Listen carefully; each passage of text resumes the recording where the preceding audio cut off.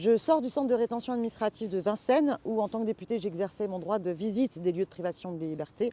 Alors j'étais accompagnée de journalistes. Il faut savoir que les journalistes ne peuvent venir faire leur travail dans ces lieux-là que s'ils sont accompagnés de députés.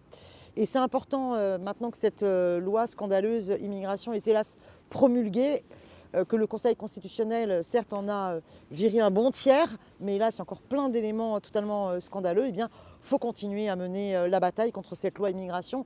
Et c'était important pour moi de revenir dans ce centre de rétention. Ça fait déjà 5 fois que je visite le centre de rétention de Vincennes et celui de Ménil-Almenau parce que les conditions sont inhumaines. Alors d'abord les conditions matérielles, c'est par exemple une douche en état de fonctionnement pour plus de 60 retenus. Alors vous imaginez l'odeur, pareil pour les toilettes. Donc déjà les conditions matérielles sont absolument pas humaines.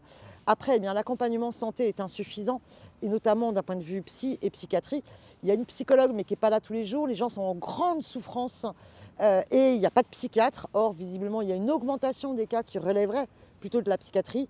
Il y a une grande souffrance psychologique parce que les retenus ne savent pas s'ils sont là encore pour un jour, une semaine, un mois ou plus.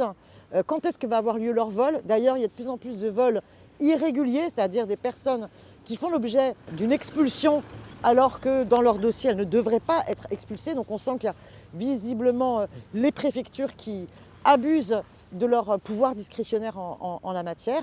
Et puis, il y a des problèmes aussi de maltraitance policière. Alors, apparemment, dans ce centre de rétention, depuis septembre, il y a eu un changement d'équipe, ça irait mieux, mais il y a quand même encore des problèmes. Là, on a rencontré des retenus qui avaient fait une grève de la faim pendant 3 jours, la semaine dernière, parce qu'ils estimaient avoir été victimes d'une équipe de nuit qui les maltraitait. Alors la bataille, elle continue. Il faut arrêter de criminaliser les exilés, les migrants. Il faudrait fermer ces centres de rétention administrative et au contraire régulariser l'ensemble des personnes en situation administrative irrégulière. Maintenant, ça suffit. Ces personnes, elles ont des feuilles de paye, elles ont des femmes et des enfants ici.